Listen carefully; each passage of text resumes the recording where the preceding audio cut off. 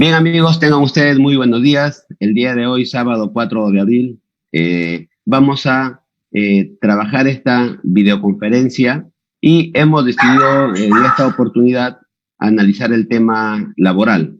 La metodología que hemos planteado para el día de hoy es una metodología mucho más dinámica. Sabemos que hay muchas dudas, sabemos que hay muchas preguntas respecto de los empleadores, de los trabajadores, ¿no? Y entonces lo hemos denominado consultorio laboral. Y las preguntas van a girar en torno a las implicancias que ha tenido el COVID-19 o COVID-19 en las relaciones laborales. Para esta ocasión tenemos como invitado especial al doctor Renan Mantilla. Él es gerente de consultoría laboral de la firma EY, y también al doctor Alejandro Sánchez, quien es, además de ser asesor legal del Colegio de Contadores Públicos de la Libertad, es abogado a cargo de relaciones laborales de la empresa Chimú Agropecuaria. Entonces, la idea de esta transmisión es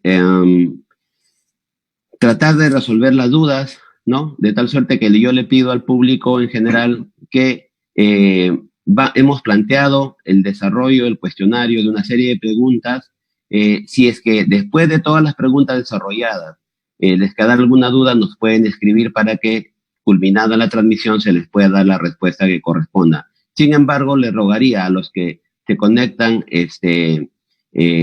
a nuestra transmisión que al final de la transmisión le daremos las respuestas como les voy indicando. Pues bien, vamos a iniciar entonces. Iniciamos, doctor Alejandro. Doctor Alejandro, bienvenido, buenos días. ¿Qué tal? ¿Cómo están, amigos? Buenos días, doctor Rubén. Buenos días, Renan. Hola a todos, un gusto. A los amigos del colegio.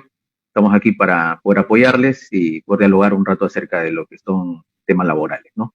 Perfecto, Alejandro. Renan, buenos días, bienvenido. ¿Qué tal? Buenos días, Rubén. Buenos días a todos los miembros del colegio, y nada, comentarles igual que estoy a total disposición para hoy día poder tener esta plática y poder compartir algunos temas que seguramente son de interés. Ya, perfecto, Renan. La primera cuestión, creo que vamos a diferenciar. Hablamos de declaratoria de emergencia, pero también hay la declaratoria de emergencia sanitaria. La primera concluye el 12 de abril y la segunda se extiende hasta junio, casi mediados, ¿no? La sanitaria, que es por 90 días. Digo, hay que aclarar el contexto, porque vamos a hablar de terminación de contratos, de suspensiones, pero ¿en qué contexto? ¿De la declaratoria de emergencia esta que acaba el 12 de abril o de la sanitaria que acaba en junio? A ver, en primer término, creo que lo importante sería ubicarnos en el estado de emergencia que nos encontramos, que es el que concluye efectivamente el 12 de abril. Creo que esta es la situación ahorita real más importante que tenemos, ¿no? Acordémonos que la declaratoria de emergencia sanitaria fue anterior y claro, no se había a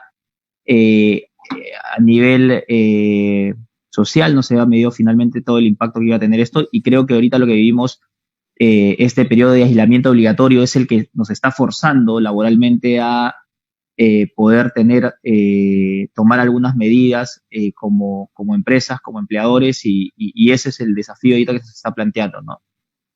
Bien, doctor Alejandro. Sí, correcto, sí. Perfecto, ¿no? Definitivamente lo que más nos urge es establecer cuáles van a ser las medidas, ¿no? A adoptarse de manera extraordinaria dentro de este estado de emergencia nacional, ¿no? A nivel sanitario, también no lo perdamos de vista, ¿no? Porque de todas maneras vamos a tener que extender como empleadores, empresas, ¿no? Estas medidas, ya sea sobre todo para grupos de riesgos o también medidas justamente de prevención, ¿no? Que consideramos, igual como mencionaba pues, Renan, que esto se va a extender, ¿no? Bien, entonces vamos a empezar con las preguntas ya concretas. Hemos dividido por temas. Inicialmente vamos a conversar sobre contratos y vamos a empezar precisamente con usted, doctor Alejandro. La primera pregunta es, respecto al tema de contratos, ¿es válida la figura de no renovar contratos de trabajo que vencieron durante la época de cuarentena? ¿Resulta válido?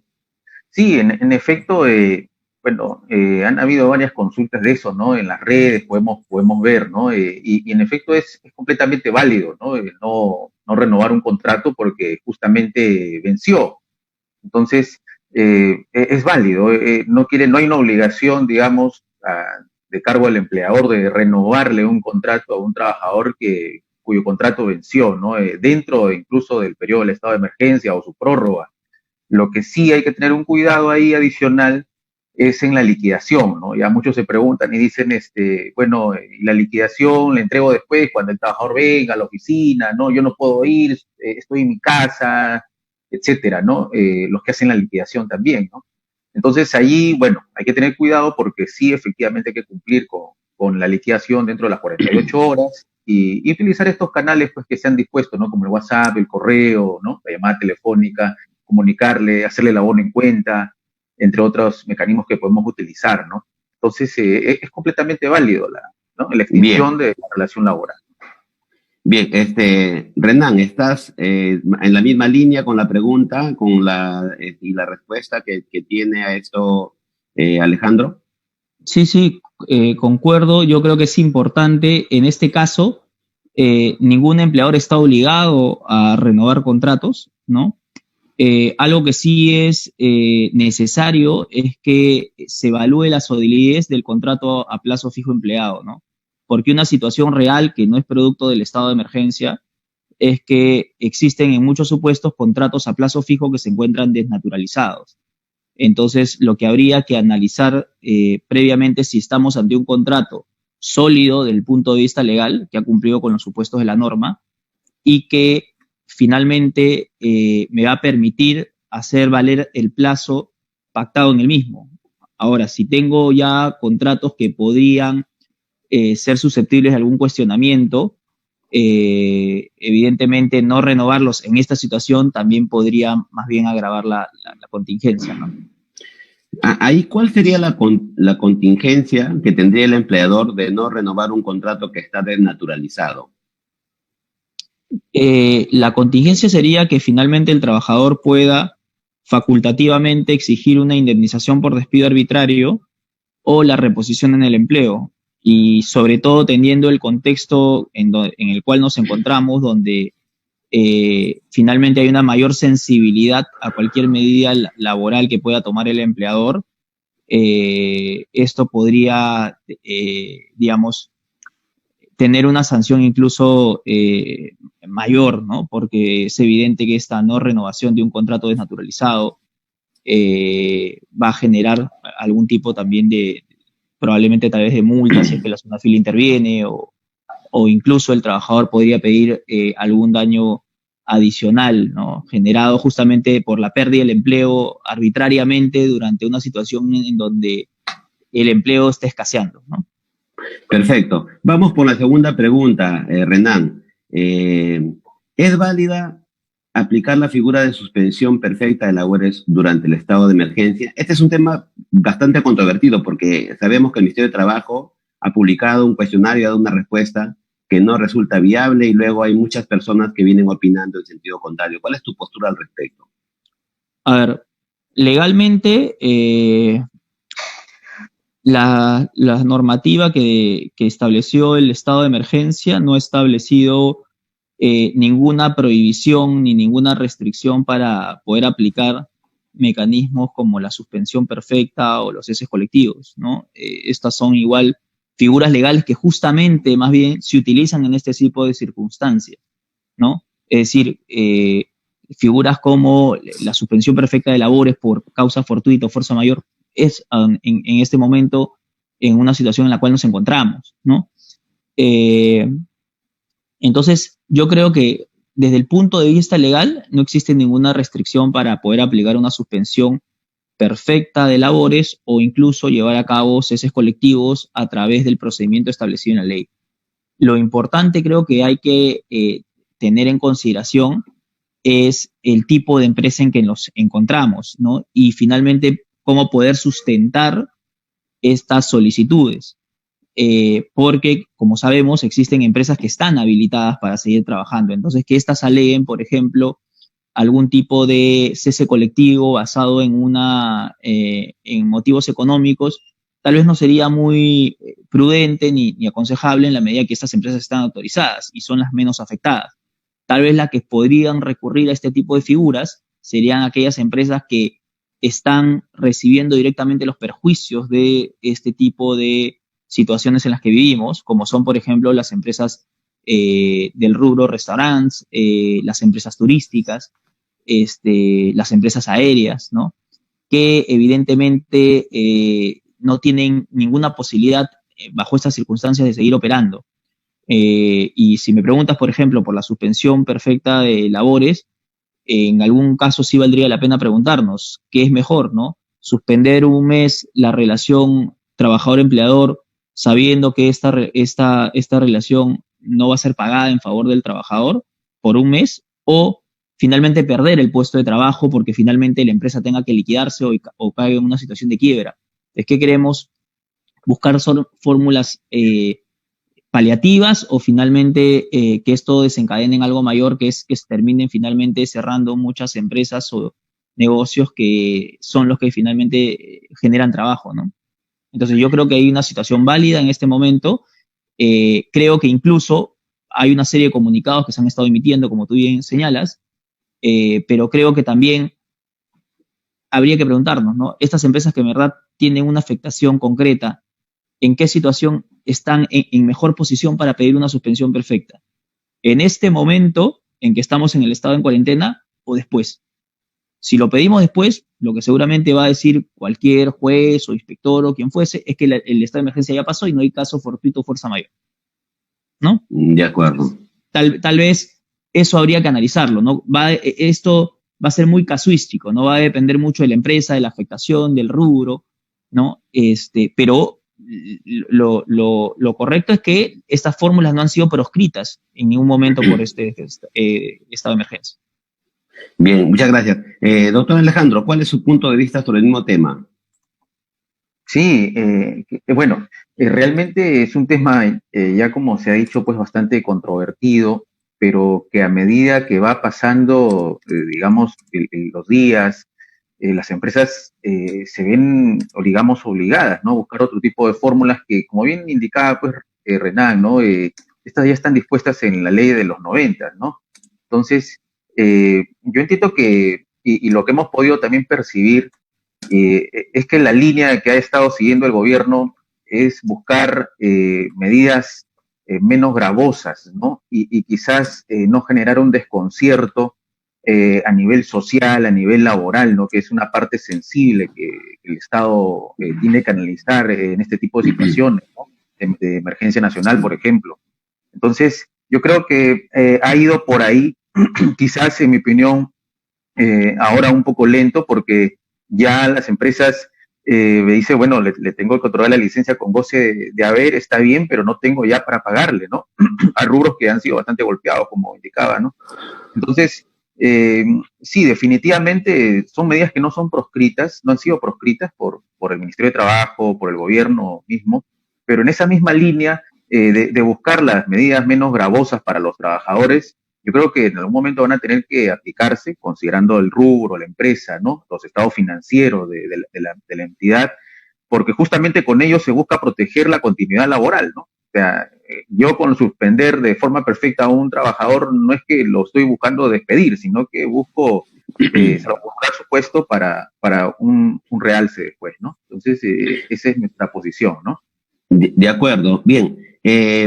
Renan, hay una repregunta sobre el mismo tema. Si ya tenemos una postura que más o menos va esbozando el gobierno a través del Ministerio de Trabajo, ¿no? En relación al tema de la suspensión perfecta de labores, ¿no será que más adelante, cuando un empleador haya tomado la decisión de adoptar esta figura, luego a través del gobierno se le apliquen sanciones y termina siendo igual afectado por haber tomado esta decisión? ¿Cuál es o en todo caso, cuál sería la recomendación? ¿Debería salir una norma precisando? ¿Cuál es la idea, Renan? Sí, yo como te comentaba, creo que esto es muy casuístico. Vamos a tener que ver ante qué empresa estamos y en qué situación se encuentra. Pero también creo de que una cosa es lo que el gobierno ha estado estableciendo a través de estas normas, no ha proscrito estas otras alternativas. Si el mensaje hubiese sido otro, las hubiera señalado en la norma, hubiera señalado que se encontraban proscritas cualquier tipo de suspensión o incluso los ceses colectivos durante este periodo. Es algo que no se ha señalado y por tanto lo que no está prohibido está permitido, legalmente hablando. Y claro, nosotros entendemos que políticamente el gobierno sí busca dentro de este malestar cierta aceptación, ¿no? Porque sabe que no necesariamente lo legal es popular. En este momento legalmente muchas empresas se encuentran habilitadas. Que esto no sea popular es un tema distinto. Claro, yo creo que algunas empresas que tomen esta medida podrían incluso tener algún tipo de cuestionamiento en sede administrativa, como puede ser Sunafil, pero finalmente esto tendría que dilucidarse en un terreno judicial, y es ese terreno judicial el que finalmente dirimiría el caso, ¿no? Y creo que en el terreno judicial tal vez podríamos tener un resultado mucho más favorable, por lo menos las empresas que se acojan a ello, ¿no? Dado que lo real en este momento es que quienes están asumiendo el sobrecosto laboral más grande no es el Estado ni son los trabajadores, sino es el propio empleador. Entonces, en esa medida sí considero de que estas alternativas que finalmente conservan el empleo, ¿no? Son no solamente medidas válidas, sino también medidas que nos van a permitir continuidad, ¿no? De acuerdo. Bien, siendo que esta sería la alternativa para algunos empleadores, ¿cómo deben de proceder? ¿A toda la planilla, aparte de la planilla? ¿Cuál sería el procedimiento a seguir? ¿Qué deberían de hacer? Sí, a ver, obviamente, como mencionaba, yo creo que estas alternativas son en situaciones críticas, es decir, no podrían o no deberían ser aplicadas por empresas que aún mantienen cierta estabilidad económica en ventas y demás, ¿no? Entonces, empresas que están en situaciones críticas, ¿no? Sí podían llevar a cabo la suspensión perfecta, la cual es comunicada al Ministerio de Trabajo, o que además implica la suspensión total de operaciones, ¿no? Es decir, de todo la planilla de la empresa, o los ceses colectivos que, en este caso, uno de los viables es el cese colectivo por causas económicas, ¿no? Y que también se tramitaría, también sería finalmente resuelto en sede administrativa por el Ministerio de Trabajo. Recordémonos que el Ministerio de Trabajo tiene habilitadas una mesa de partes virtual, con lo cual estas comunicaciones, sea en caso de suspensión perfecta por el total de trabajadores o sea en caso de ceses colectivos, siempre que el número de trabajadores cesados supere el 10% de la planilla, ambos pueden llevarse a cabo dado que las mesas de partes se encuentran habilitadas en este momento. Sí, pero como digo, estas fórmulas son para situaciones críticas, diría, ¿no? Bien, Alejandro, una pregunta, a ver, como en la misma línea, ¿de qué manera la empresa que ha adoptado por este criterio de la suspensión perfecta puede acreditar la causa objetiva que lo ha llevado a esta decisión? Sí, bueno, lo primero que debe tener claro la empresa es la situación, ¿no? En la que se encuentra, la forma en cómo ha sido golpeada, ¿no? Por esta paralización de labores. Entonces, lo primero que debería echar un vistazo es luego, ¿no? Después a poder sus estados financieros, correcto, ver cuáles han sido sus resultados durante estos días, cuál es su rubro, ¿no? Hay empresas, como ya lo han estado señalando, empresas que siguen laborando, de alguna otra manera han reducido, pero de todas maneras siguen laborando, siguen sosteniendo su planilla, pero hay empresas que están en cero, ¿no? Como por ejemplo hoteles, turismo, ¿no? Entonces, empresas de aviación, ¿no?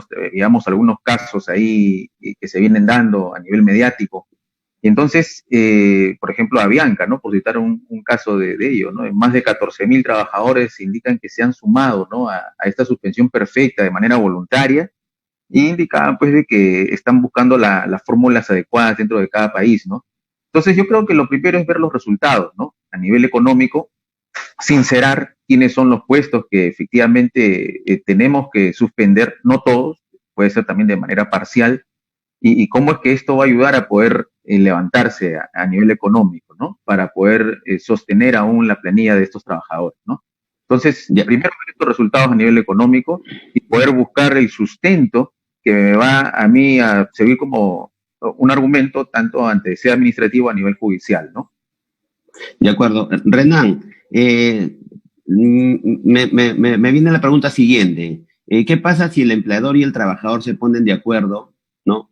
Esa podría ser una fórmula intermedia o que le genere menos riesgo al empleador, porque se entiende, la norma establece son 90 días, ¿verdad? Que es la suspensión perfecta. Entonces, porque si ya la empresa reflota, podían regresar. Pues digo, ¿habría una forma intermedia que no le genere riesgos al empleador? Sí, mira, yo creo que, como mencionaba, estas situaciones de la suspensión perfecta y los ceses colectivos es el último recurso al cual se tiene que finalmente uno aplicar, ¿no? Porque creo que efectivamente, como tú bien señalas, existen fórmulas intermedias, ¿no? Que pueden finalmente hacer que esta situación transcurra sin que exista una afectación tan grande sobre el empleo, pero sobre todo algo muy importante, Rubén, que es que creo que se tienen que redistribuir los perjuicios. Es decir, efectivamente, el empleador en este momento está sufriendo un perjuicio, pero como está diseñada ahorita la norma, pareciera que todo el perjuicio lo está asumiendo totalmente el empleador. Y creo que algunos trabajadores sí son conscientes de esto y por eso es que algunos, incluso voluntariamente, solicitan ciertas excepciones. Puede ser para salir de vacaciones, puede ser para tomarse una licencia sin goce de haber, ¿no? O algunas otras medidas, ¿no? Que finalmente puedan ser fórmulas intermedias, ¿no? Y que se redistribuya, como te mencionaba, los perjuicios. Y acá yo voy a mencionar brevemente dos casos, ¿no? Que he estado un poco viendo de cerca, ¿no? En algunos casos, por ejemplo, hemos estado advirtiendo que el trabajo remoto no es, digamos, es muy difícil en este momento de fiscalizar, las empresas están recién conociendo cómo llevarlo a cabo y algunas empresas lo que hemos podido hacer con los trabajadores, por ejemplo, que vienen haciendo trabajo remoto es, ok, tú antes trabajabas 48 horas y ganabas, supongamos, 3.000. ¿Qué tal si ahora que estás haciendo trabajo remoto ya no trabajas 48 horas, sino trabajas 30 desde tu casa, desde las 8 de la mañana hasta las 3 de la tarde, supongamos? Pero claro, esto va a implicar la consecuente reducción de sueldos. Entonces, baja jornada y yo bajo sueldo. Para poder yo viabilizar este mecanismo que muchos trabajadores consideran que es adecuado, hay que formalizarlo a través de un documento escrito. Y ahí, volviendo a tu pregunta, creo que a través del acuerdo entre el empleador y el trabajador se pueden llegar a fórmulas bastante interesantes que solucionen esta situación, como puede ser, como te digo, una reducción de jornada temporal por lo que dure el estado de emergencia. En algunos casos también estamos viendo más que una reducción, porque en verdad yo también creo que una reducción de salarios termina siendo algo bastante duro para el trabajador. Pero lo que en algunos casos hemos estado haciendo es haciendo reestructuraciones salariales. Es decir, por ejemplo, un trabajador, nuevamente en el caso que ponía, que ganaba 3.000, le decías, ¿sabes qué? Por 2 meses, porque esta situación no es que nos vamos a levantar de la noche a la mañana, ¿no? Por 2 o 3 meses vas a ganar 25% menos. Pero ese 25% menos que ahora te estoy quitando por 2 o 3 meses, tú lo vas a recibir posteriormente a través de un bono, de bono por productividad o de un sueldo complementario. De tal manera que el trabajador siente que en este momento sí está percibiendo menos, pero que finalmente, cuando la empresa se active, va a poder recuperar esto a través de beneficios complementarios. Y para llegar a estas fórmulas, lo que se necesita es el acuerdo entre las partes. Entonces creo que el acuerdo entre las partes y buscar fórmulas inteligentes hacen que se redistribuyan mejor los perjuicios y que ambas partes no terminen siendo tan golpeadas, ¿no? De acuerdo, Renan. Alejandro, me viene una pregunta a la cabeza y digo, ¿qué pasa con los trabajadores que, por ejemplo, tienen un sueldo básico y además reciben un bono? Por ejemplo, el caso de los vendedores, ¿no? Que normalmente ganan una comisión por ventas, ¿no? Trabajadores que están en esa situación. ¿cómo les van a pagar estos días? ¿Cuál es la forma que debe proceder el empleador? Bueno, en efecto, el pago va a sujetarse y va a suprimirse solamente a su básico, como se le llama comúnmente, a esta remuneración básica que ellos tengan asignada con su empleador. Y definitivamente algunas figuras como bonos, por ejemplo, en este caso, o comisiones, ¿correcto? Esto se va a tener que ver suspendido porque se rigen en base a un principio de causalidad, ¿no?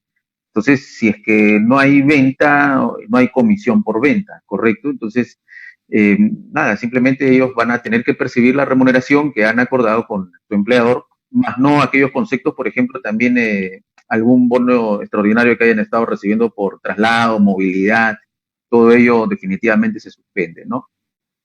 Bien. No es lo que Renan, no es lo que se quisiera, pero es probable que algunas empresas ya en esta situación estén al borde de la quiebra, en una situación difícil económicamente. ¿Cómo se debe actuar ya en esta segunda fase, es decir, la etapa del cese? O sea, ¿cuál sería la causa objetiva del cese? Empresas, por ejemplo, turismo, que sabemos que por un buen tiempo no van a operar. Empresas de diversión, probablemente discotecas, cines, ¿no? Grupos musicales, que sabemos que por un tiempo probablemente haya restricción para las reuniones de una determinada cantidad de personas. Ahí, ¿cuál sería el fundamento, la causa objetiva, Renan, del cese? A ver, sí, vamos a ir ahí por partes, ¿no? Lo que tiene que hacer la empresa es, si sabe que tiene que aligerar su planilla para continuar a flote, ¿no? Es identificar cuál es la forma que va a seguir para poder finalmente realizar ciertas desvinculaciones de modo legal, evidentemente. Una de ellas es lo que comentabas al inicio, que es revisar a aquellos trabajadores que tengan un contrato a plazo fijo y que sepas que si el contrato es sólido no lo vas a renovar.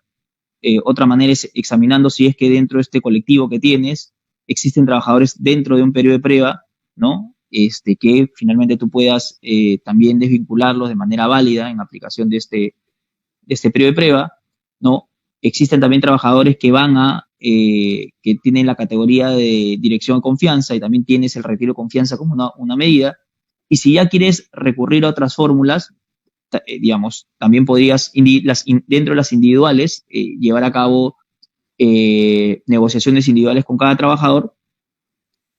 Y hasta aquí lo que he mencionado son un poco medidas individuales que puede tomar la empresa para hacer desvinculaciones de grupos más o menos importantes. Ahora, si es que esto no funcionase, si es que la situación se agrava, las empresas, como mencionaba, tienen la posibilidad de llevar a cabo ceses colectivos, ¿no? Que están finalmente plasmados en la ley, y estos ceses colectivos se tramitan ante el Ministerio de Trabajo y, como mencionaba, siempre que el número de trabajadores implicados, es importante, sean superiores al 10% de tu planilla. Es decir, si yo tengo 1.000 trabajadores y quiero votar a 5, no voy a aplicar un cese colectivo, pero si yo tengo 1.000 trabajadores y quiero desvincular a 200, ¿no? Y esto supera el 10%, sí va a ser una situación válida, pero recordemos que este cese colectivo tiene que ser autorizado por el Ministerio de Trabajo. Entonces, en ese sentido, tiene que existir mucho sustento escrito de lo que se plasme en la solicitud. ¿Ok? Bien, Alejandro, ¿cuál sería en todo caso el procedimiento a seguir ya para el cese colectivo? ¿Qué es lo que debe hacer el empleador? Sí, lo primero es identificar, ¿no? Su situación crítica, ¿correcto? Identificar la razón por la cual va a cesar, identificar cuáles son esos puestos que necesita cesar y primero, algo importante, haber buscado agotar aquellas medidas menos gravosas, ¿no? En esta parte de la norma, en el primer párrafo, si no más recuerdo, ya en la segunda parte establece que en la mejor medida posible buscar pues otro tipo de opciones, ¿no? Lo primero que va a hacer el empleador es eso, ¿no? Hay muchos, por ejemplo, que ya desde el primer día, el día 16 de marzo, empezaron a mandar de vacaciones unilateralmente a sus trabajadores, ¿no? Y entonces ya estaban incurriendo pues en un abuso, ¿no? Por actuar de manera apresurada, ¿no?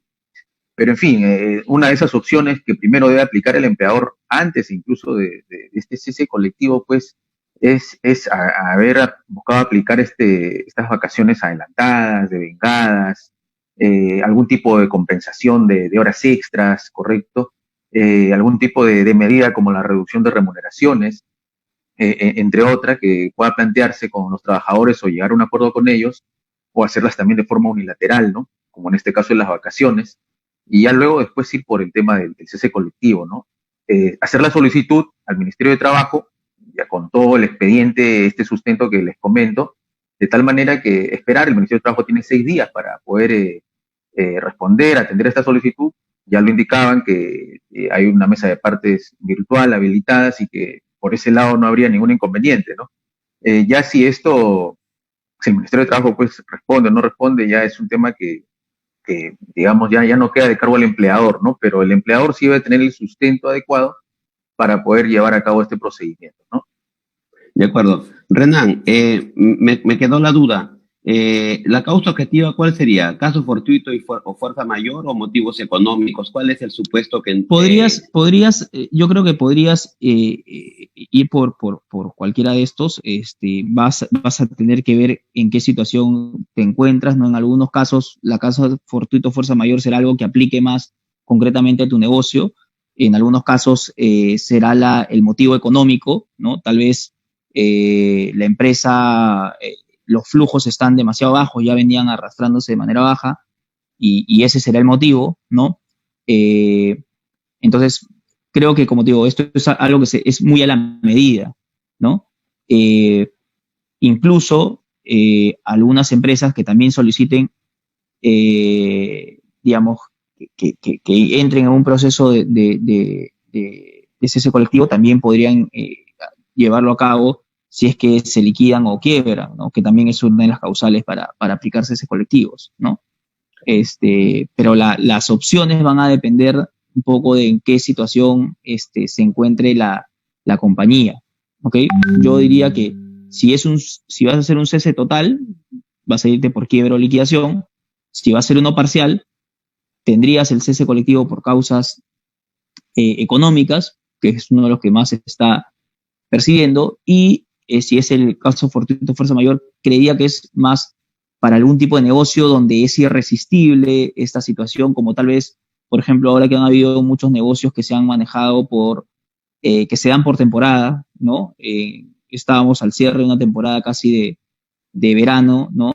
Y esos negocios no van a continuar, están en pérdida, ¿no? Y frente a una medida que es imprevisible, irresistible, que es lo que implica justamente la causa fortuito fuerza mayor. De acuerdo, gracias, Renan.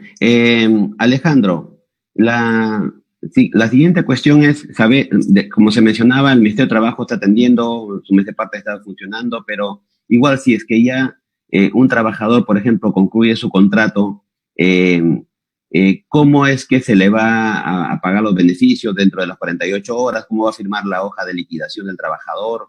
¿Y cómo hacer esa parte procedimental, ¿no? Para no incurrir en sanciones. Sí, bueno, en efecto hay una cultura, ¿no? Por así decirlo, de que yo no te pago trabajador cesado y tú no me firmas la liquidación, ¿no?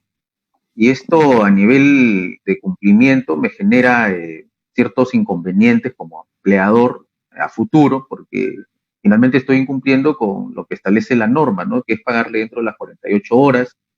Esto, si bien es cierto, es un tema sistemático, pero ya está sentado de que son 48 horas las que yo tengo para poder pagarle la liquidación a un trabajador. Entonces, ¿qué pasa si en esta situación él demora en hacerme llegar, por ejemplo, la hoja de liquidación, o simplemente no tiene un escáner a la mano, no tiene internet, ¿correcto? Entonces, la situación se complica un poco, ¿no? Lo correcto, en mi opinión, es que en la misma cuenta de haberes que tiene habilitada el trabajador, pues el empleador cumpla, ¿no? Con abonarle, incluso sin que tenga de vuelta o de regreso la liquidación firmada, ¿no? Que cumpla dentro de las 48 horas, le abone la liquidación, ¿ya? Sin ninguna previa autorización incluso del trabajador, y además paralelamente, pues dentro de este plazo le haga conocer, ¿no? Cuál es su liquidación y también sus documentos, ¿no? Un dato importante ahí es que el empleador debe cuidar cumplir con poner a su disposición, ¿no?, del trabajador tanto sus documentos como certificado de trabajo, algunas boletas, alguna carta de liberación de CTS, ¿correcto?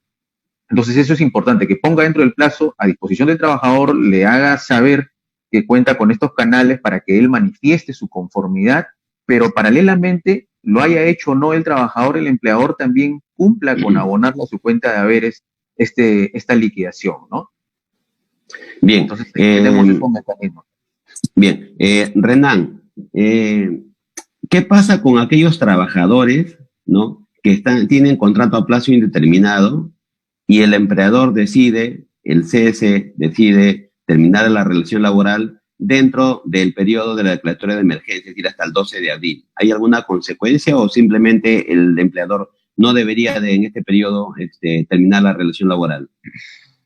Si nos encontramos ante un trabajador a plazo indeterminado, estamos ante una contingencia evidente, fuera o dentro del estado de emergencia, porque esta persona tiene un derecho a la estabilidad en el empleo y, por tanto, tiene derecho a solamente ser despedido por causa justa. Creo que una empresa que incurre en despidos sin causa justa en estas circunstancias podría tener una contingencia bastante importante. ¿Por qué? No solamente porque, como lo mencionaba, un trabajador que tiene la estabilidad en el empleo por ser indeterminado, tiene la facultad de pedirte la reposición o la indemnización, pero adicionalmente creo que incluso podría pedirte algún tipo de reparación adicional, ¿no?, llámese daños y perjuicios, en la medida de que ha sido despedido en una situación particular en la que justamente tal vez necesitaba mayores ingresos que le permitiesen finalmente su propia sobrevivencia y seguramente la de su familia. Entonces, en esta situación muy particular que el empleador actúe de modo ilegal, creo que va a tener una sanción incluso que puede ser mayor, ¿no? Claro, pero ahí, Renan, ¿podría haber causa justa? O sea, ¿habría alguna justificante? Sabemos que los trabajadores están impedidos de salir, o sea, no podrían ni conseguir trabajo. ¿Podría haber causa justa para que un empleador lo pueda despedir hasta el 12 de abril? A ver, vamos a ir paso a paso, ¿no? Creo que, como mencionaba, un trabajador solamente puede ser despedido por causa justa. Que en estas circunstancias se pueda realizar un despido de un trabajador indeterminado, yo creo que es viable, ¿no? Por ejemplo, el caso de aquellas empresas que vienen laborando. Es decir, que están exceptuadas porque son empresas vinculadas al abastecimiento de alimentos, productos farmacéuticos de primera necesidad. Estas empresas que actualmente vienen operando y funcionando porque están autorizadas. ¿Qué pasa si al interior ocurre una falta grave de un trabajador? Por ejemplo, un trabajador que roba, por ejemplo, un trabajador que comete violencia contra un cliente o otro trabajador. O sea, que estemos en estado de emergencia no supone que los trabajadores estén exonerados o blindados para cometer cualquier tipo, ¿no?, de infracción. Si esta infracción, esta falta es grave, el trabajador podrá finalmente ser despedido siguiendo el procedimiento disciplinario correspondiente. Entonces, no es que en este momento haya carta blanca para que los trabajadores puedan cometer faltas. Incluso sí hemos visto en algunas empresas que ha habido trabajadores que han estado cometiendo faltas graves, ¿no? Entonces, yo considero que no puede finalmente interpretarse esto como una situación, ¿no?, de impunidad, ¿no? Y si hay un trabajador que cometió una falta grave, puede ser finalmente despedido, pero por las causas establecidas en la norma.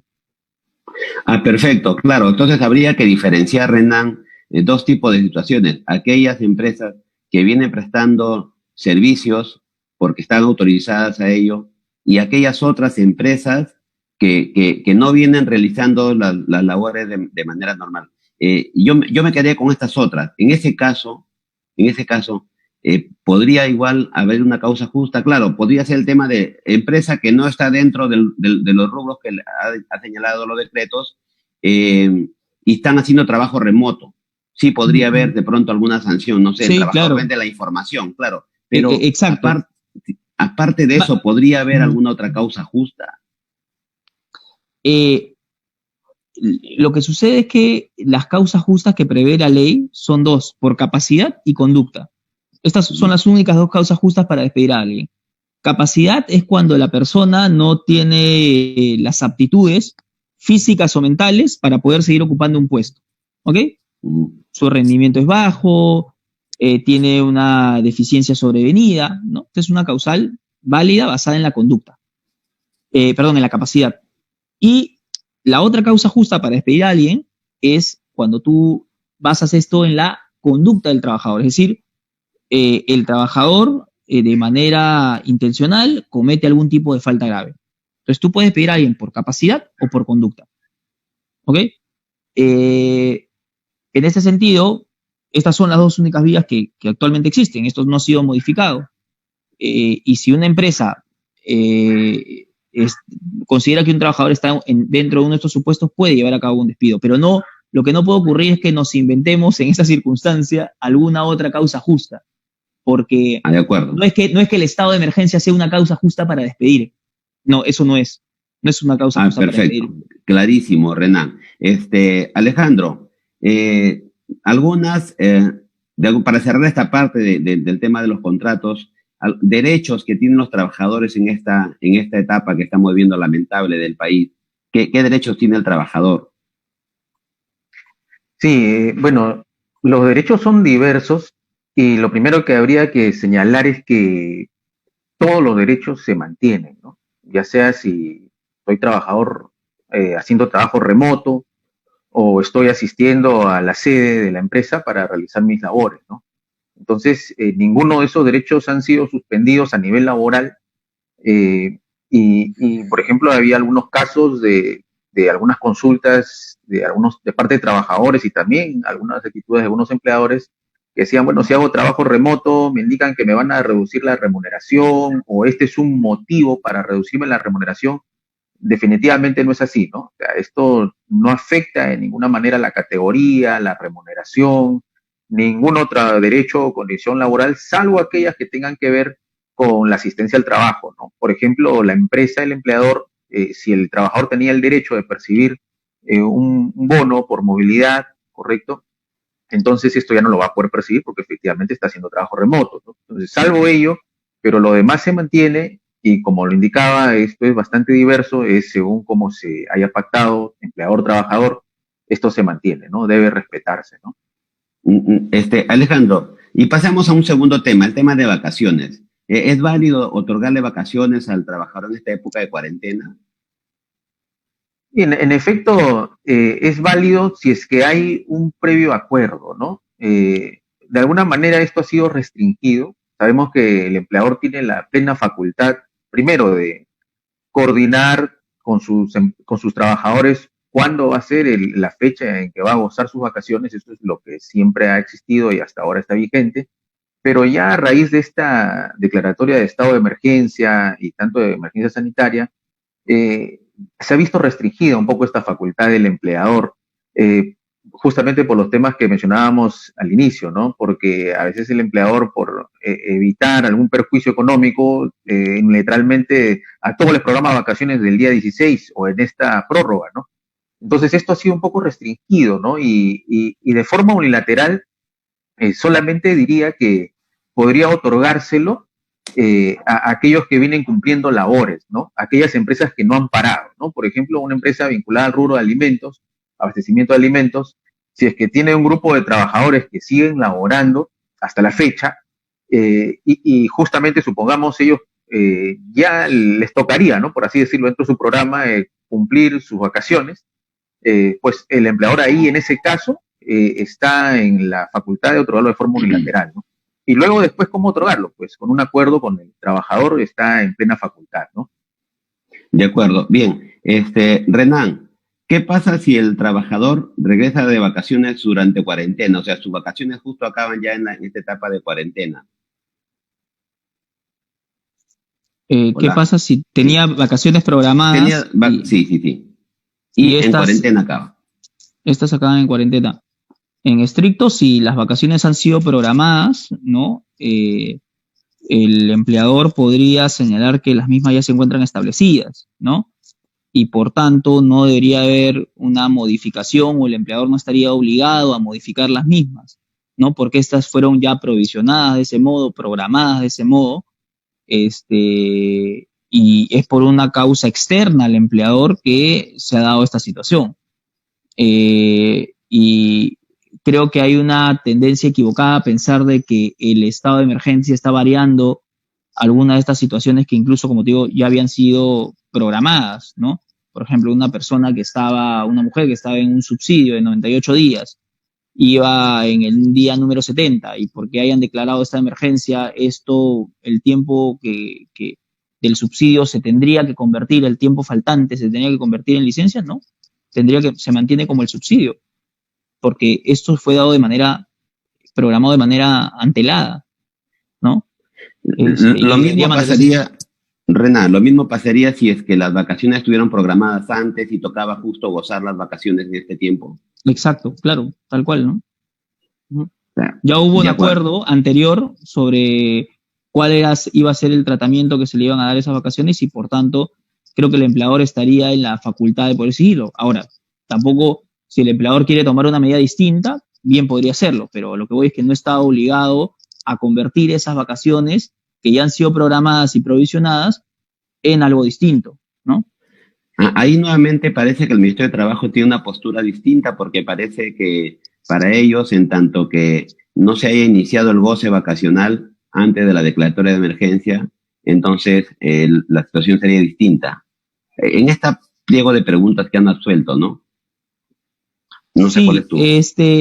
Yo creo nuevamente que no todo lo legal a veces es popular, como mencionaba, ¿no? Pero legalmente es lo que corresponde, ¿no? Hay un acuerdo finalmente con con el trabajador, ¿no? Y creo que esta situación no debería variarse. Yo te pongo otros casos, ¿no? O sea, hay acuerdos en donde han habido aumentos de salario, ¿no? En marzo, ¿no? O en febrero. Ha ocurrido esta situación. La empresa podría decir, no, ¿sabes qué? Yo me comprometí a hacer esto, pero como ha ocurrido esta situación de estado de emergencia, tengo que desconocer lo que inicialmente ya había acordado contigo. Eso no sería lógico. Creo que el empleador tendría que respetar el acuerdo. Hay una situación que ha venido posteriormente que seguramente le va a afectar, pero tiene una obligación ya asumida. Y en el caso de las vacaciones, si estas han sido programadas, ya hay una obligación. Solamente lo que está en juego ahorita es cuándo se ejecutan y se ha diferido la ejecución, pero ya hay un acuerdo. Desde que tú programas unas vacaciones con un trabajador, ya hay un acuerdo de cuándo va a ser la oportunidad, ¿no? De acuerdo, bien, gracias. Alejandro, ¿es posible que un trabajador pueda pedirle a su empleador hacer uso de su goce vacacional, de vacaciones, claro, ya a las cuales él tiene derecho, a fin de evitar que más adelante haya la compensación? Sí, en efecto, es válido que el empleador y el trabajador se pongan de acuerdo respecto a cómo van a compensar. Justamente un decreto ahí donde se establece ya de forma expresa que en el sector privado prima este acuerdo entre las partes, ¿no? Respecto a la compensación. Y si el trabajador dice, ¿sabes qué? Yo deseo que me compenses esto con vacaciones, ya sea vacaciones devengadas, adelantadas, es completamente válido. Tener en cuenta que, por ejemplo, para el tema de las vacaciones devengadas, estas sí pueden ser pactadas nada más y quedar en este acuerdo. Y si es que yo quiero compensarlas con vacaciones adelantadas y o fraccionadas, tener en cuenta también ahí que debe haber una previa solicitud del trabajador, ¿no? Entonces, las dos figuras se pueden hacer, pero siempre atendiendo a estos bemoles especiales en cada caso, ¿no? Bien, Renan, ¿qué medidas puede adoptar el empleador de forma unilateral en cuanto a las vacaciones? Creo que bajo estas circunstancias que se aplique una medida unilateral en torno a las vacaciones es bastante contingente. En otro escenario no lo hubiese sido así. La ley, como mencionaba Alejandro, hubiera permitido que a falta de acuerdo respecto a la oportunidad para gozar las vacaciones, la fije el empleador, ¿no? Si no hubiese un acuerdo entre las partes. Creo que en este escenario que se puede aplicar esa norma al 100%, podría tener algún tipo de contingencias y yo no recomendaría que estas sean impuestas de manera unilateral. Creo que el mejor camino, el más blindado, es que las vacaciones sean fijadas de común acuerdo, que exista un documento, dado que como estamos en una situación de estado de emergencia, en este momento la imposición de vacaciones puede ser visto como un abuso de poder por parte del empleador. Bien, Renan, pasando a otro tema, trabajo remoto. ¿Hay diferencia entre teletrabajo y trabajo remoto? Sí, para comenzar que la ley del trabajo remoto el trabajo remoto tiene una ley específica, ¿no? Que señala cuáles son las características del teletrabajo. No necesariamente tiene que el teletrabajo darse incluso desde el domicilio del trabajador, entre otros, y el trabajo remoto es una medida, una prestación de servicio muy similar, pero que ha sido aplicada al caso concreto del periodo de emergencia y que implica que una persona, sin alterar las condiciones de su contrato de trabajo, como mencionaba Alejandro, pueda finalmente prestar sus servicios desde el lugar donde vive desde donde está cumpliendo el aislamiento obligatorio decretado por el gobierno. En este momento nos encontramos ante un trabajo remoto, no ante un teletrabajo, y esa es la situación. De hecho, claro, porque el empleador no le ha dado ese también, ¿no? Ese contexto, le ha llamado trabajo remoto, o sea, perdón, el legislador le ha dado ese nombre, trabajo remoto, lo ha querido diferenciar del teletrabajo, que de hecho es distinto. Te digo, Renan, ahí se requiere algún acuerdo por escrito, un documento por escrito, ¿cómo se instrumentaliza este tipo de trabajo? A ver, para el trabajo remoto lo que la norma estaba señalando es que tenía que haber una comunicación del empleador al trabajador en donde se le indique que éste está realizando o va a realizar trabajo remoto por la naturaleza del puesto que tiene. Uno es la comunicación, lo otro es que en esta comunicación también se den algunas indicaciones respecto a las condiciones en las cuales él va a prestar sus servicios. Y en estas condiciones, llámese, por ejemplo, los equipos que va a utilizar, ¿no? Si es una laptop, si es una computadora, quién va a proporcionar los mismos, si es el trabajador, ¿no? Que los va a facilitar, o es el empleador que los está suministrando.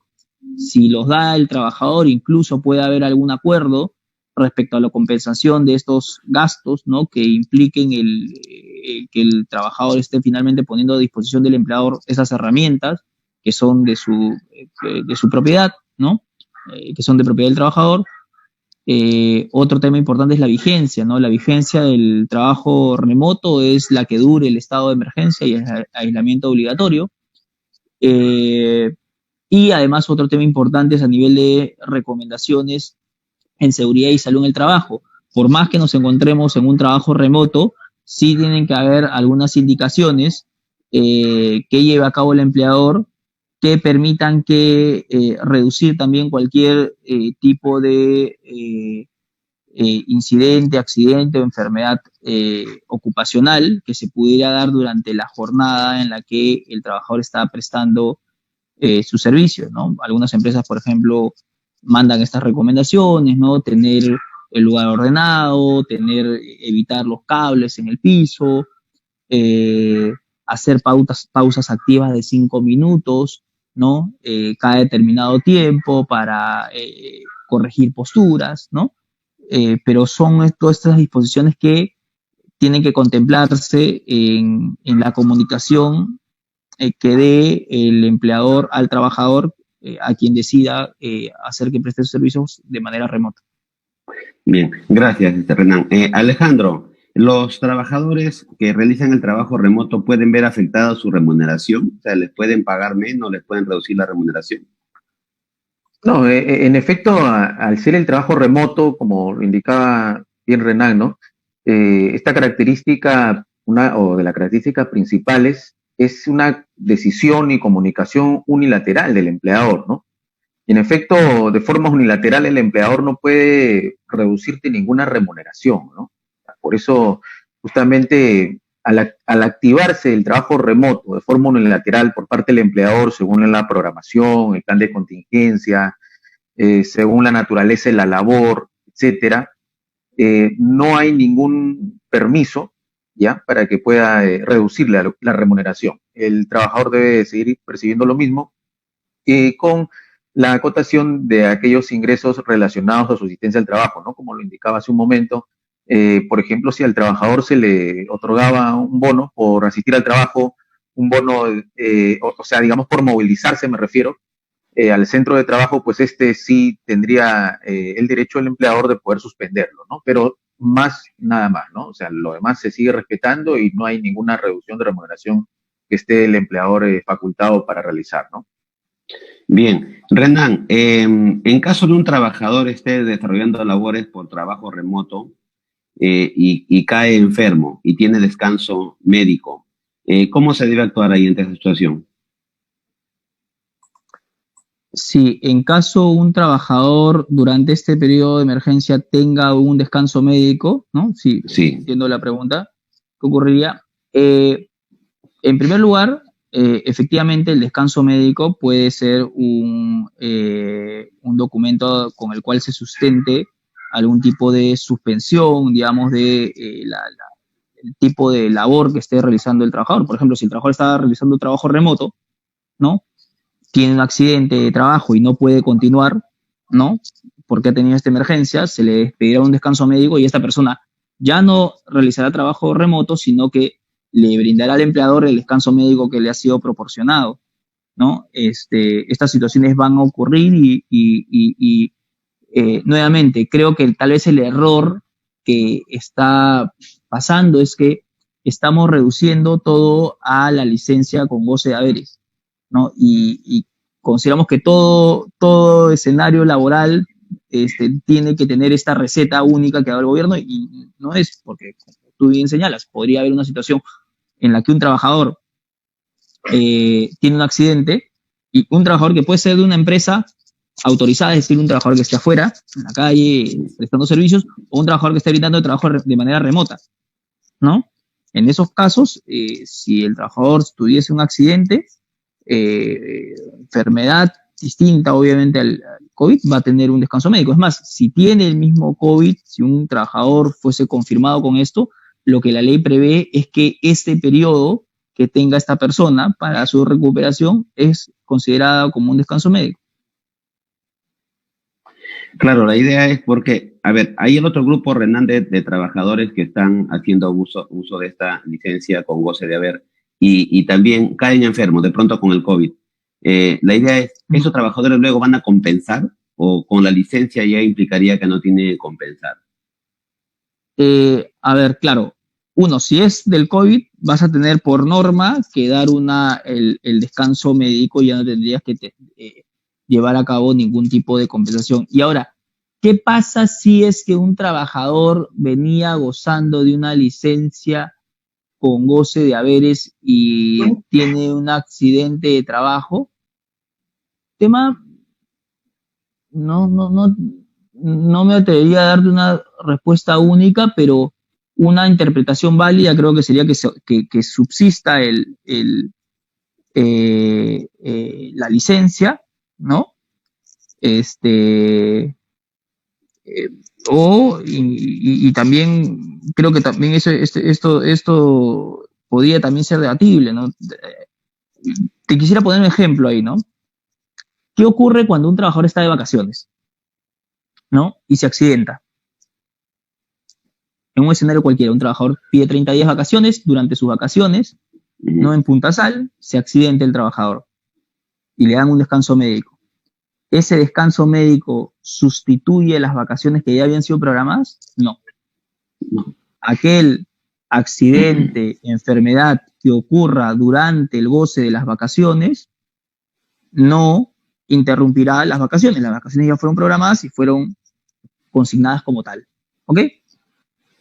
Tal vez por analogía podría traer esta figura, este tema de la licencia, y creo que, claro, si un trabajador está con licencia con goce de haber y tiene algún tipo de accidente, podría subsistir esta licencia con goce. Además, voy a ponerme a nivel más práctico, ¿no? Yo creo que si un trabajador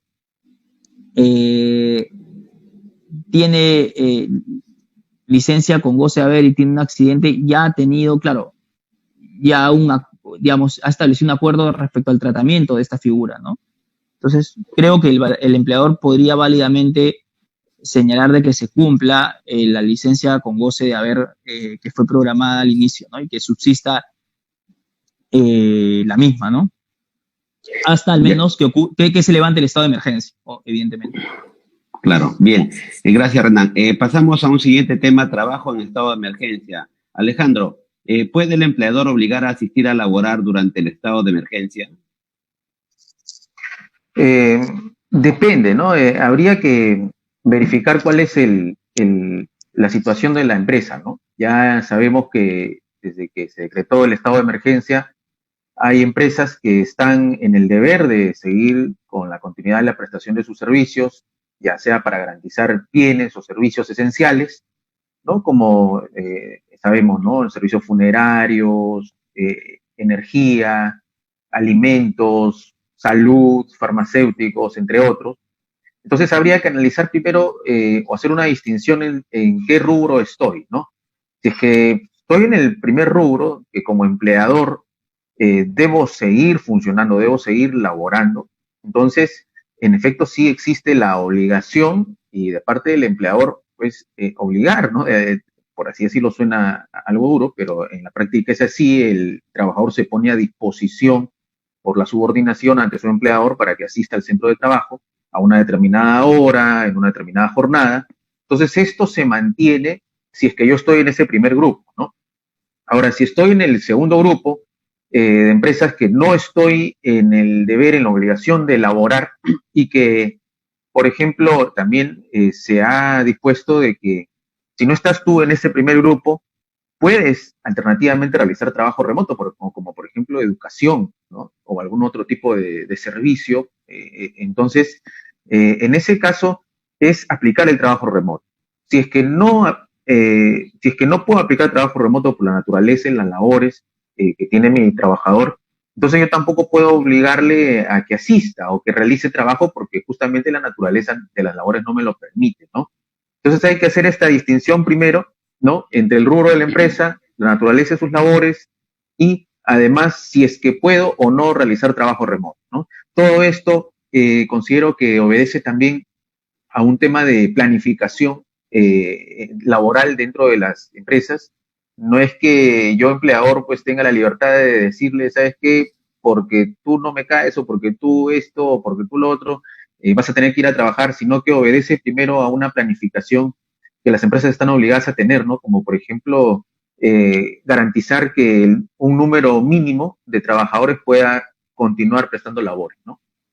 Bien, Renan, ¿algún tratamiento particular para trabajadores del grupo de riesgo? ¿Qué consideraciones hay que tener?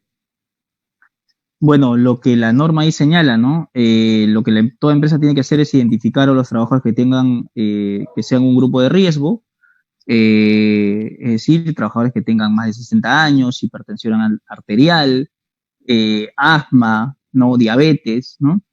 El primer paso importante es la identificación de este personal, ¿ok? Sobre todo para empresas que están autorizadas a prestar servicios, porque lo que podría ocurrir es que una empresa que está autorizada para prestar servicios esté ejecutando fuera de, en operaciones, ¿no? Estos servicios con personal que es calificado como un grupo de riesgo, ¿no? Entonces, esta identificación creo que es importante porque esos trabajadores que son un grupo de riesgo tienen que, por ley, si no pueden hacer trabajo remoto, obligatoriamente gozar de una licencia con goce de haberes compensable, de manera obligatoria. Y aquí sí la ley fue bastante clara, ¿no? De acuerdo. Bien, Renan. Para cerrar este tema, Alejandro, ¿el empleador debe otorgar algún bono o pago especial al trabajador que asiste a laborar durante el estado de emergencia? ¿Hay obligación del empleador? No, definitivamente no hay una obligación de parte del empleador para que otorgue un bono o algún incentivo adicional para que el trabajador, digamos, asista al centro de trabajo, ¿no? Pero de hecho es importante mencionar las políticas que vienen haciendo algunas empresas, por ejemplo, dotarles de algún kit de seguridad, ¿no? Por ejemplo, no sé, alcohol, jabón líquido, entre otros, ¿no? Yo creo que ahora está primando bastante, más que un incentivo económico, un incentivo a la seguridad de los trabajadores, ¿no? No solamente cuando un trabajador sale a laborar, pues sale él con la preocupación muchas veces, sino que también la familia, ¿no? Que tanto que al momento que va el trabajador o al momento que regresa, tienen esta situación de preocupación que es propia de la situación que estamos viviendo, ¿no? Entonces, no descarto la posibilidad, a pesar de que no existe la obligación, repito, no descarto la posibilidad de que muchas empresas lo estén realizando con muy buen criterio y bueno, ¿no? Esto sirve como un incentivo, quizás darle facilidades en la movilidad, entre otros aspectos, ¿no? Bien, Renan, pasando al tema de compensación, ¿cómo se va a operar el tema de compensación en el sector privado? ¿Cómo va a operar esto? Lo que señala la norma es que esto se debería compensar por horas una vez que se levanta el estado de emergencia. La normativa no ha indicado nada adicional, ¿no? Esperemos que lo haga. Si no, si la norma queda tal como está establecida en este momento, creo que sería el empleador quien, en virtud de su poder de dirección, ¿no? Establezca cuáles van a ser las formas en que este trabajador tenga que compensar este tiempo que ha sido otorgado como licencia con goce de haberes recuperable, ¿no? Obviamente la fijación de estas medidas deberían ser razonables, ¿no? Sabiendo que además es un número importante de horas las que tienen que ser compensadas, ¿no? Pero yo creo que sería a través de un acuerdo, y a falta de acuerdo debería el empleador, a través de su poder de dirección, poder fijar cuál es la manera más efectiva para que el trabajador pueda recuperar estas horas. Bien, Renan, gracias. Alejandro, una situación particular se podría presentar, ¿no? Si el trabajador renuncia o vence su contrato después de pasada la cuarentena y no se va a poder compensar, ¿es válido que le descuenten esas horas que no ha podido compensar? Sí, definitivamente consideramos que es válido. Recordemos que los empleadores están haciendo un esfuerzo por seguir pagando remuneraciones sin que haya prestación efectiva de labores, en el caso de esta licencia con goce de haber, ¿no? Que se ha dictado por el gobierno, sujeta a compensación, pero definitivamente si es que el trabajador renuncia o vence su contrato en estos días, supongamos, entonces no va a haber forma de que él compense, ¿no? Y ahí definitivamente consideramos que el empleador se encuentra plenamente facultado para realizar su descuento de la liquidación de sus beneficios sociales, ¿no? Perfecto. Renan, pasemos a un tema siguiente, el subsidio del 35% que el Estado va a otorgar a los empleadores. ¿Este se aplica para solo trabajadores con remuneración hasta 1.500 o de pronto también para los que superan ese monto, pero se calcula solo hasta el tope de 1.500? ¿Cuál es la interpretación? La norma señala que es para aquellos trabajadores que no superen los 1.500 soles, es decir, todo el espectro de trabajadores que superasen ese sueldo no van a estar contemplados dentro de la base de cálculo que va a establecer la SUNAT, ¿no? Entonces, este subsidio solamente se daría para trabajadores que ganen hasta 1.500 soles y sobre los que el Estado subsidia un 35% de lo pagado por la planilla del mes, además de enero, que es lo que ha señalado la norma, ¿no? Que es la que va a ser tomada como base de referencia, y además como condición adicional, siempre que el trabajador al 15 de marzo esté registrado en el T-Registro como activo, ¿no? No debería ser un beneficio que se le da a un trabajador que ha sido cesado, por más que se esté tomando como referencia el PLAME de enero del 2020. Enero. Bien, entonces, Alejandro, y entonces las empresas igual podrán cobrar si es que no renovaron contrato de trabajo en marzo del 2020. Definitivamente el parámetro que nos ha dado es la planilla de enero, ¿no? Entonces, recordemos que esto también no es un bono, pues, que va al trabajador, ¿no? O sea, no hay problema si el trabajador en todo caso ya no está en mi planilla. Es un bono que va directamente al empleador y como base de referencia o base de cálculo, por así decirlo, para este 35%, pues es mi plan de enero, pues, ¿no? Bien. Renan, pasando ya a otro tema, el tema de la fiscalización, control que hace SUNAFIL. ¿Qué va a pasar con los plazos que están establecidos para efectos de comparecencias, por ejemplo? ¿cómo deben proceder los empleadores? Los plazos en este momento se encuentran suspendidos, ¿no? Ante la SUNAFIL por procedimientos anteriores, salvo que nos tratemos de una fiscalización ad hoc que por el tema del COVID-19 esté surgiendo en alguna empresa, ¿no? Pero todos los demás procedimientos y expedientes que se tenían abiertos se encuentran en este momento suspendidos y por tanto aquellas comparecencias que hayan sido fijadas durante ese estado de cuarentena tendrían que ser reprogramadas. Claro, de hecho, salió la norma que suspende por 30 días, ¿verdad? Es Sí, el plazo de suspensión que aplica para todas las entidades públicas. Así es. Alejandro, ¿cuáles son las materias más fiscalizables por SUNAFIL durante este estado de emergencia? ¿Cuáles serían estas? Lo que hemos podido ver es que SUNAFIL está haciendo bastante incidencia en la seguridad y salud en el trabajo, ¿no? Esto es un punto neurálgico para todas las empresas. Consideramos que no solamente en este estado de emergencia o de emergencia sanitaria, sino también va a continuar, ¿no? Entonces, estas son las materias más recurridas, ¿no? Dentro de seguridad salud en el trabajo, por ejemplo, liderando un poco, haber identificado pues a mi grupo de riesgo, haber cumplido y estar cumpliendo con la inducción a los trabajadores, como por ejemplo estas charlas que hay que brindarles a ellos, la información también, tener también un protocolo, ¿no? No solamente uno, sino, digamos, protocolos para diversos tipos. ¿Qué pasa si es que en el transcurso del trabajo hay algún trabajador que tiene síntomas relacionados al COVID-19? Entonces, todo esto, digamos, es lo que más está abocándose a fiscalizar SUNAFIL. Y además de ello, también algunos abusos, ¿no?, que están cometiendo algunos empleadores, para los cuales ha puesto a disposición SUNAFIL canales virtuales ya ampliamente conocidos y que buscan pues proteger también el derecho de los trabajadores, ¿no? Bien. Renan, para hacer esta parte de SUNAFIL, si bien los trabajadores pueden presentar sus denuncias, ¿SUNAFIL lo está atendiendo? ¿Qué pasa con este tema de la suspensión de los plazos? ¿Está atendiendo SUNAFIL este tipo de denuncias? Perdón, ¿podrías repetirme la pregunta que se me cortó el audio? Sí, te decía, en esta etapa los trabajadores pueden presentar sus denuncias de manera virtual a través de la página web de SUNAFIL. Correcto.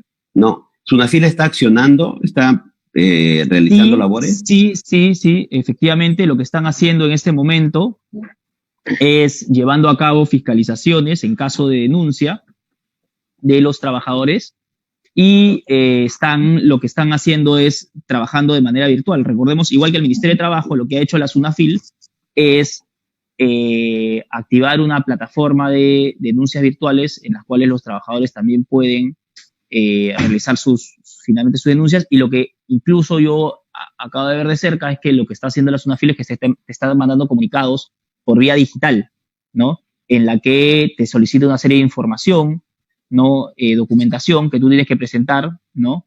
Y en plazos bastante cortos, de 48 horas, por ejemplo, ¿no? Dada la coyuntura, estas inspecciones tienen que ser bastante rápidas, ¿no? Estamos viendo que algunos trabajadores válidamente, además, están denunciando algunos abusos de empleadores, sobre todo, por ejemplo, en empresas que no están autorizadas para trabajar, pero que continúan trabajando, ¿no? Entonces, en esos casos, los trabajadores que están involucrados y que han sido finalmente obligados a continuar prestando servicios pueden hacer su denuncia ante la SUNAFIL. Lo pueden hacer de manera virtual y la SUNAFIL sí está llevando a cabo estas fiscalizaciones. Bien, ya para ir cerrando, Alejandro, sabemos que ya luego de esta pandemia que estamos viviendo, las cosas no van a ser igual. ¿Cuáles son tus recomendaciones para el trabajador, para el empleador? ¿Qué es lo que deberíamos hacer luego de esta etapa lamentable que estamos viviendo?